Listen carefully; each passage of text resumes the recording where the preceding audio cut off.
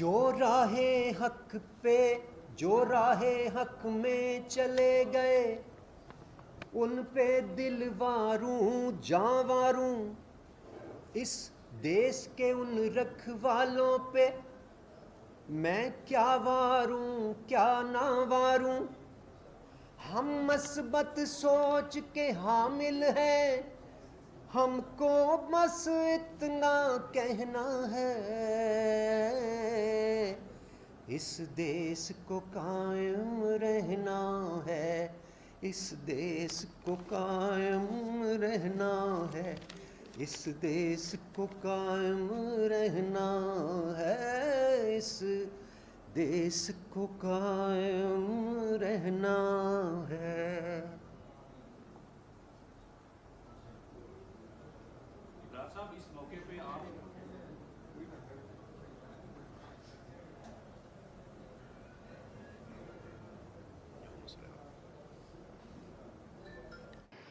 السلام علیکم، آپ دیکھ رہے ہیں جی ایم نیشن فاسٹ، ہماری سب سے پہلے پیارا پاکستان۔ تو اگر آپ دیکھنا چاہتے ہیں اسی طرح کی اتھینٹک ویڈیوز، آپ ہمارا چینل ضرور سبسکرائب کریں۔ تو چلو چلتے ہیں ویڈیو کی طرف۔ بہت ہی شاکنگ نیوز ہے کہ بھئی جیسے آئے دن نیو سے نیو کوئی بڑا سے بڑا وکٹ پی ٹی آئی کی گر رہی ہے، تو اس میں ایک بہت ہی بڑا نام ابرار الحق، جو عمران خان صاحب کے بہت ہی قریب سمجھا جاتا تھا، اس نے بھی اب سیاست سے دور ہو چکے ہیں۔ تو دیکھتے ہیں جو ابرار الحق کے آخری بیان ہیں، تو دیکھتے ہیں ویڈیو، اس کے بعد اپنا دیں گے پوائنٹ آف ویو۔ میں نے دونوں طرح کے رویوں کو بڑے قریب سے دیکھا۔ بچپن سے ہی والدین نے محب وطنی کا درس دیا۔ بانگ درا اور بال جبرائیل پڑھنا ہمارے لیے کمپلسری ہوتا تھا۔ شہداء کی سٹوریز سن کے فخر محسوس کرتے تھے۔ راشد منہاس شہید ہوں یا میجر عزیز بھٹی شہید، وہ ہمارے ہیروز تھے، اور ہمیشہ یہی تصور کیا ہر مسلمان کی طرح کہ ہم بھی بڑے ہو کے فوج میں جائیں گے اور اللہ تعالیٰ شہادت کا رتبہ ہمیں دے گا۔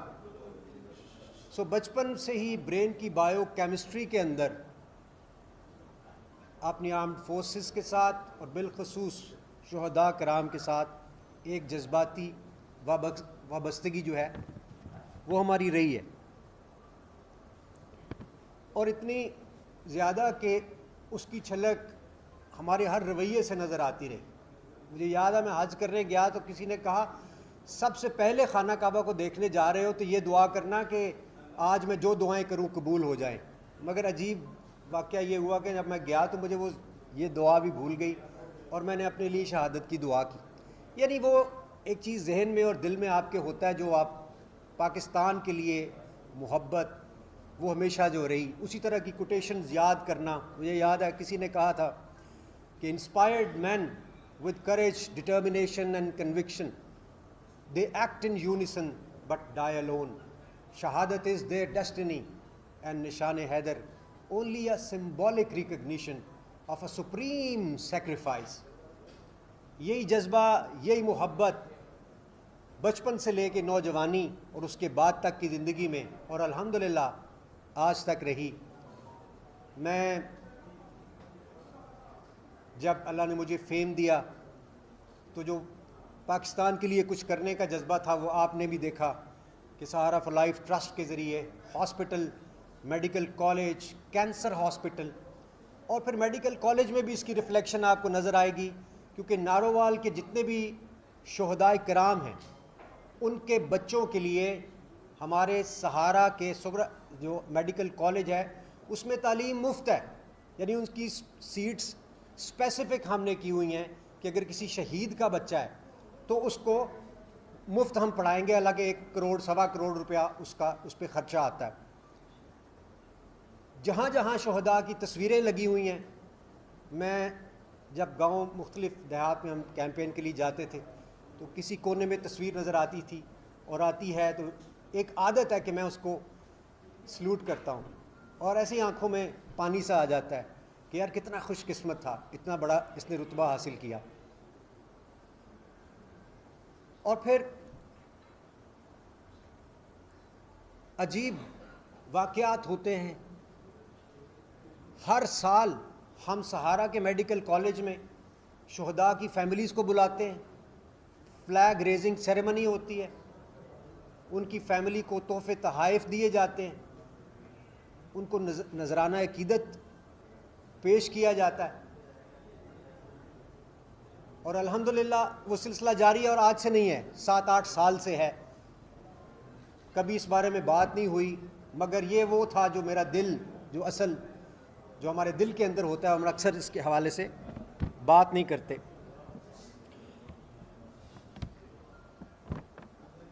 اور پھر میں سیاست میں آتا ہوں. مقصد فیم حاصل کرنا بالکل بھی نہیں ہے.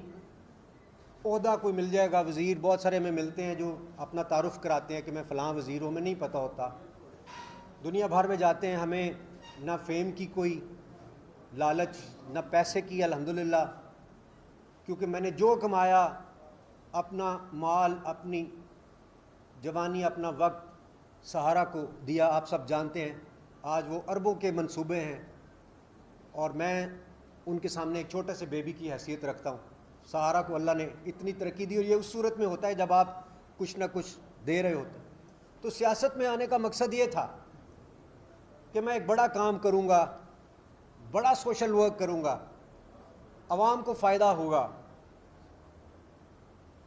اور وہ خواب ہم سب دیکھتے ہیں کہ کوئی ایسا بٹن مل جائے, ہم آن کریں تو پاکستان میں تبدیلی آ جائے. بچپن سے سنتے آ رہے ہیں کہ یہ ہمارا وقت پتہ نہیں کب بدلے گا, مہنگائی بہت زیادہ ہو گئی ہے. لیکن بدقسمتی سے مجھے وہ اپنا سیاست میں جو رول تھا, جو کام عوام کے لیے کرنے کا, وہ فی الحال پورا ہوتا ہوا نظر نہیں آ رہا. جو سیاسی رویے ہمیں آج کی سیاست میں نظر آ رہے ہیں, تشدد, اس میں وہ ہمیں نظر نہیں آ رہے. وہ آگے خدمت والا ایلیمنٹ مجھے نہیں نظر آتا, بلکہ جو پہلے میں کر رہا ہوں شاید وہ بھی متاثر ہوتا ہوا نظر آ رہا ہے. تو پھر ہم ایسا کام میں کیوں مزید اپنا وقت ضائع کریں جو ہمیں عوام کی خدمت سے کی طرف ہمیں آگے سوائے اندھیرے کے فی الحال کچھ نظر نہیں آ رہا. تو 9 مئی کے واقعات, شاید ہی کوئی ہوگا جس نے اس کی مذمت نہیں کی ہوگی.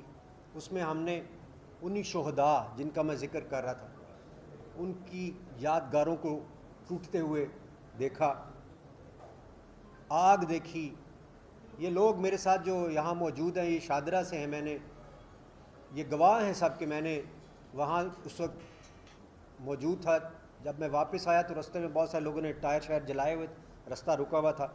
میں نے اس وقت بھی تقریر کر کے نہ صرف کہ مذمت کی بلکہ ان کو تلقین کرنے کی کوشش کی کہ اس طرح کی کوئی حرکت نہ کی جائے.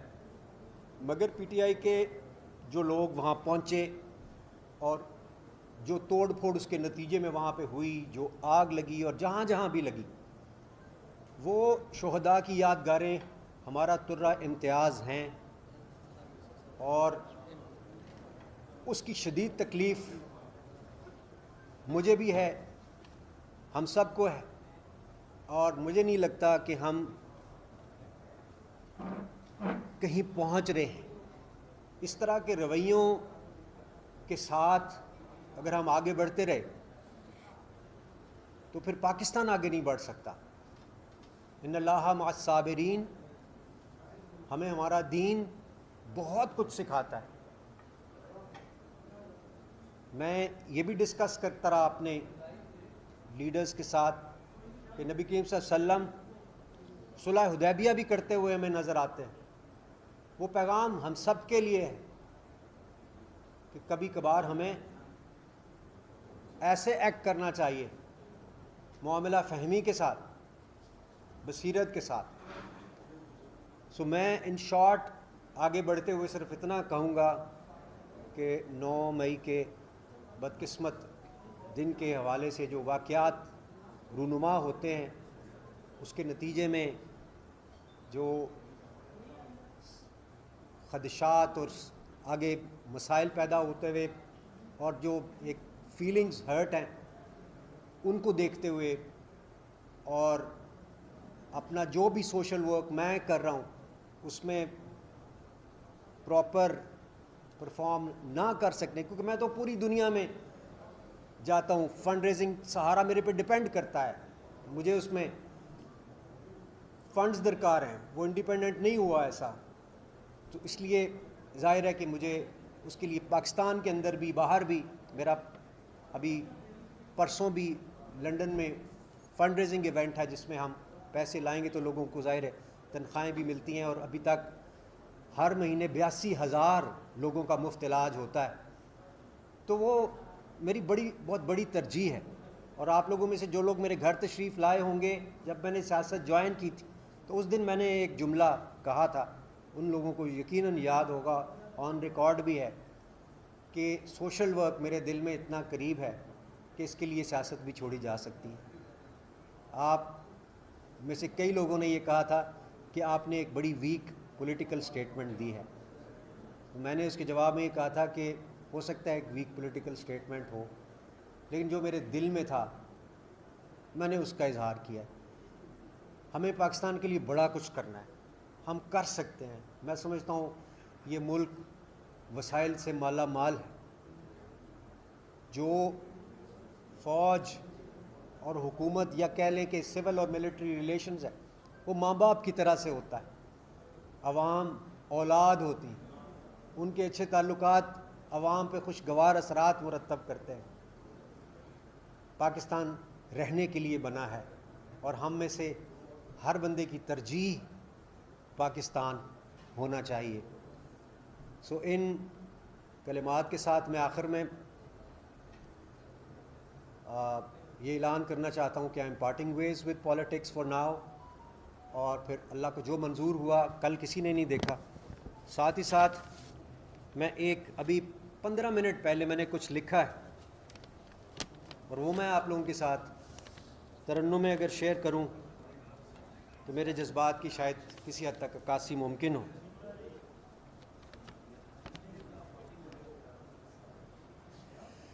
جو راہ حق پہ، جو راہ حق میں چلے گئے، ان پہ دل واروں جاں واروں، اس دیس کے ان رکھوالوں پہ میں کیا واروں کیا نہ واروں۔